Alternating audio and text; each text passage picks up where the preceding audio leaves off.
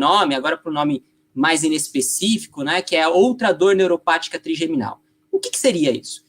A neuralgia do trigêmeo, como eu falei, é uma dor, é caracterizada por uma dor paroxística e que ao exame físico, habitualmente, a gente não encontra nenhuma alteração. Exame físico sensitivo da face, a gente não encontra nenhuma alteração. Enquanto a neuropatia dolorosa do trigêmeo é caracterizada por uma dor contínua, de caráter neuropático, habitualmente no exame físico você encontra alterações sensitivas no exame físico do trigêmeo, né?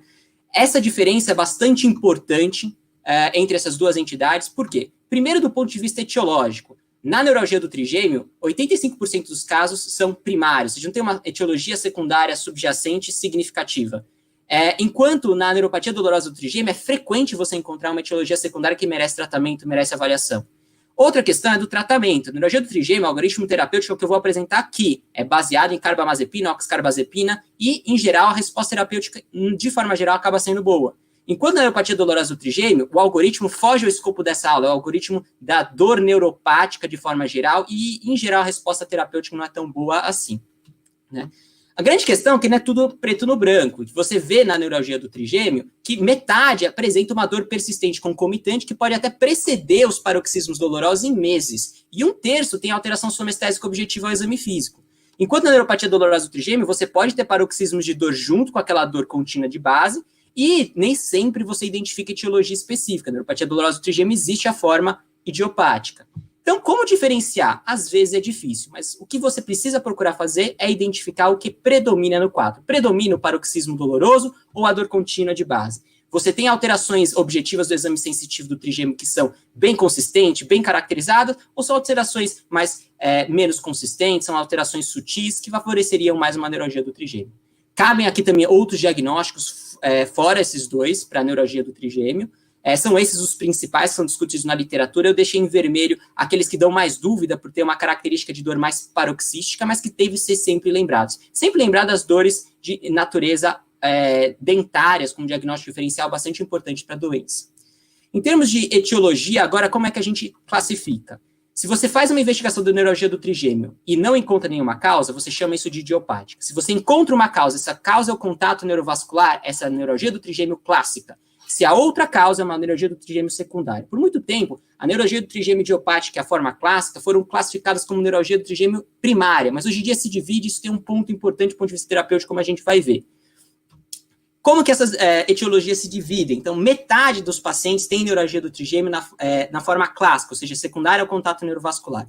1/3, mais ou menos, é uma forma idiopática e cerca de 15% são formas secundárias. Das formas secundárias, epidemiologia de forma secundária não tem grandes estudos, né?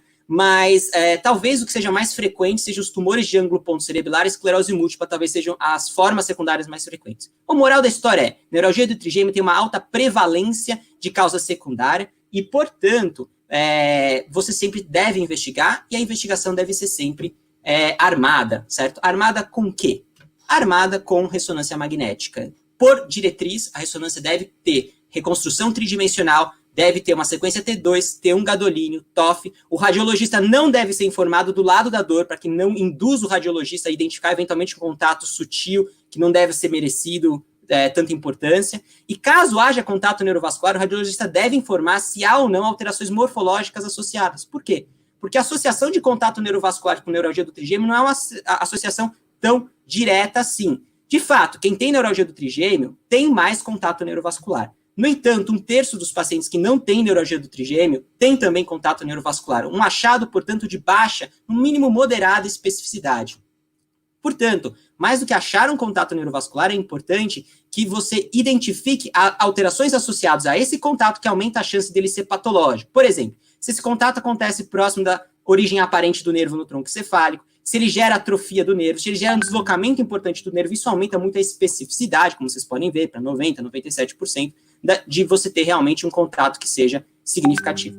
Bom, isso é o algoritmo diagnóstico. Agora eu vou falar um pouquinho do algoritmo terapêutico. Primeira coisa que a gente tem que discutir um pouco é a estratégia terapêutica de tratamento desses pacientes. Então, essa estratégia que é a preconizada pela diretriz mais recente, que é da Academia Europeia de Neurologia, e assim, a primeira coisa, assim, que não é dúvida entre nenhum especialista, que é a primeira linha terapêutica, são bloqueadores de canal de sódio do tipo carbamazepina e oxcarbazepina, isso não há dúvida.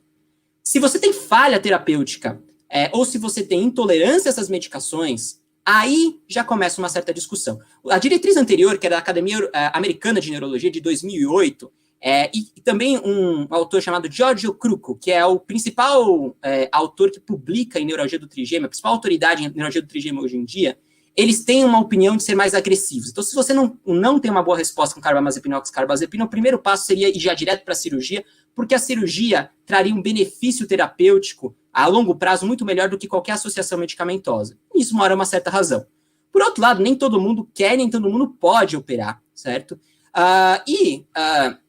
Essa diretriz é mais aberta e contempla a opinião de alguns outros especialistas que falam, bom, se você falha a terapêutica, especialmente se você falha por intolerância, vale a pena você tentar adicionar ou trocar a medicação por alguma outra, e as que a gente tem mais evidência, lamotrigina e gabapentina, para ver a resposta. Se não funcionar, aí a ideia é cirurgia.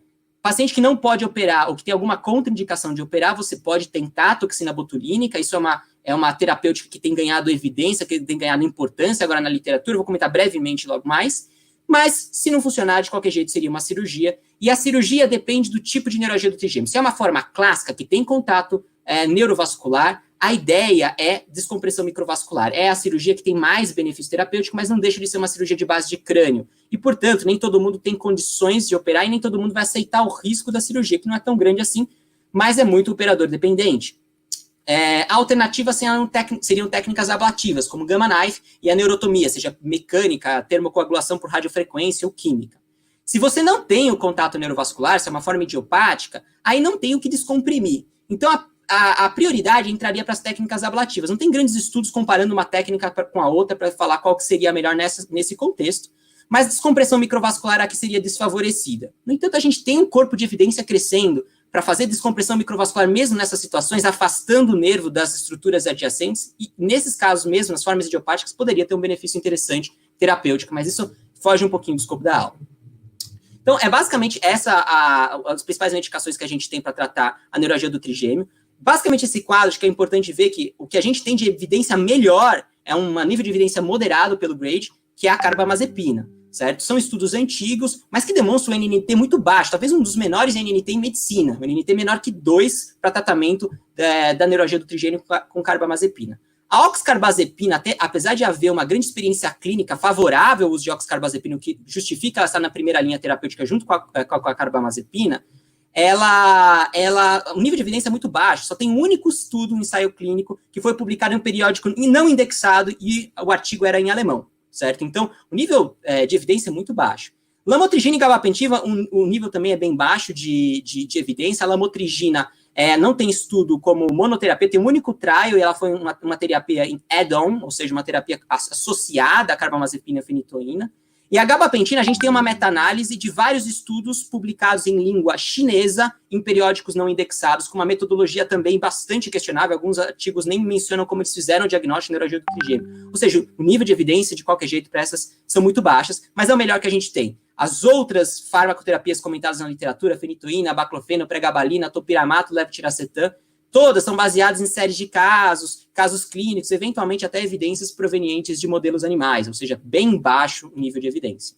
Entre as duas principais terapias que a gente tem, a carbamazepina e a oxcarbazepina, a escolha depende muito da preferência do próprio médico, do paciente e do perfil de efeito colateral. A carbamazepina dá mais efeito colateral do tipo sonolência, tontura e instabilidade postural. A oxcarbazepina dá mais hiponatremia a longo prazo no uso. O Giorgio Cruco, ele escreveu o Continuum de Neuralgia do Trigêmeo de 2017. Ele se posiciona muito favorável ao uso de oxcarbazepina, né? Ele acredita que ela acaba sendo uma terapia que o paciente consegue tolerar e utilizar mais a longo prazo, então ele prefere sempre começar com a oxcarbazepina. Quanto à toxina botulínica, basicamente o que eu gostaria de posicionar aqui já existe evidência de eficácia terapêutica, sim, no tratamento de neuralgia do trigêmeo, em redução de intensidade de dor, diminuição da frequência de paroxismos diários de dor. No entanto, os estudos são muito heterogêneos entre si. As doses variaram, a estratégia de aplicação, alguns aplicaram em pontos gatilhos, alguns utilizaram técnicas de aplicação que a gente usa para tratamento de dor neuropática. Então, acaba sendo muito heterogêneo, é difícil ter uma interpretação de qual técnica seria a melhor, diferente do que a gente tem, por exemplo, para a migrânia, que tem um protocolo preempt. Né? Mas esse deve ser o direcionamento da literatura daqui para frente, entender qual seria a melhor técnica de aplicar. Vou falar brevemente de cirurgia, aqui não é o foco da aula, mas o que é importante para o clínico saber, para o neurologista clínico saber? Primeiro, É interessante a gente ter uma noção de eficácia e que a descompressão microvascular, quando indicada, tem a melhor eficácia de deixar o paciente sem dor a longo prazo. O que é longo prazo? Esses estudos de longo prazo têm pelo menos 3 anos de duração, a maioria 5 a 8 anos, ou seja, descomprimir deixa 3/4 dos pacientes sem dor nenhuma em 5, 8 anos de segmento, acaba sendo uma eficácia terapêutica muito boa, o que justifica por que não deve se esperar muito para operar, certo? Tem um benefício terapêutico importante. As outras técnicas ablativas têm um benefício mais moderado, exceto a neurotomia química com infusão de glicerol, que tem uma eficácia um pouquinho pior do que a gente tem de estudo. O problema, é claro, da descompressão microvascular é que ela dá mais risco de complicações graves, do tipo meningite asséptica, fístula licólica, isquemia cerebelar, porque manipula perto da paica, né? Hipoacusia, porque pode comprimir o oitavo.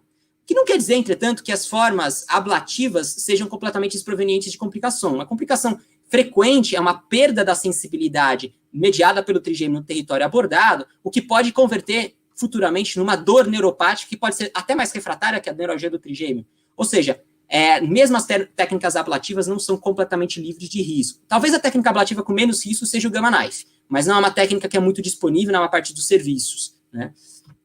Bom, e por último, já passando um pouquinho do tempo, eu acho que é importante a gente comentar, e é uma pergunta muito frequente, o que fazer quando a casa cai? Quando o paciente está com uma exacerbação de dor do trigêmeo? Pois aqui tem um nível de evidência ainda menor, mas o que a gente tem é basicamente o que está exposto aqui nessa revisão sistemática.